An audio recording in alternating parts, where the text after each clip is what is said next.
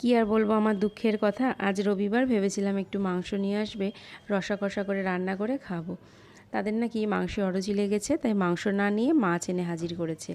আর ফ্রিজে বেশ কিছু পুরনো সবজি ছিল, যেগুলোকে আজকে বের করে ফ্রিজটাকে পরিষ্কার করেছি। সবজি বলতে ছিল 3টে পটল, ঝিঙে, বেগুন, তারপরে কিছু ডাঁটা, তার সাথে একটা আলুও বানিয়ে নিলাম। এবার সবজিটাকে রান্না করব। কড়াইতে তেল দিয়ে তাতে কিছু বড়ি ভেজে নিলাম। বড়ি ভাজা হয়ে গেলে তাতে তেজপাতা, শুকনো লঙ্কা, পাঁচফোড়ন সোমবার দিয়ে সবজিগুলো দিয়ে দিয়েছি। আর তারপরে দিয়েছি লবণ আর হলুদ। ওই যে পছন্দের রান্না না হলে যেটা হয়, হলুদের পরিমাণটা একটু বেশি হয়ে গেল, কিছু করার নেই। সবজিগুলোকে ভালো করে ভেজে এর মধ্যে দিয়ে দিলাম টুকরো করে রাখা টমেটো। টমেটোগুলো দিয়ে তার সাথে দিলাম একটু সামান্য পরিমাণে ধনে জিরের গুঁড়ো আর স্বাদ অনুযায়ী মিষ্টি দিয়ে আবারও সবজিগুলোকে নাড়াচাড়া করে জল দিয়ে দেবো।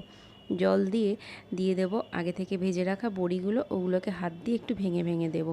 দিয়ে একটু এবার ঢাকা চাপা দিয়ে দেবো। তারপর সবজিগুলো সিদ্ধ হয়ে আসলে আগে থেকে যে সর্ষের গুঁড়োটা ভিজিয়ে রেখেছিলাম সেটা দিয়ে আবারও ভালো করে নাড়াচাড়া করে নিলেই এই পাঁচমিশালি সবজিটা রেডি হয়ে যাবে। আর অন্যদিকে মাছের ঝোলটাও আমি করে নিয়েছিলাম, পাবদা মাছ এনেছিল। এই সব দিয়ে আজকে রবিবারের খাওয়া দাওয়াটা শেষ করলাম। তোমরা কে কী খেয়েছো আমাকে কিন্তু অবশ্যই কমেন্ট করে জানিও।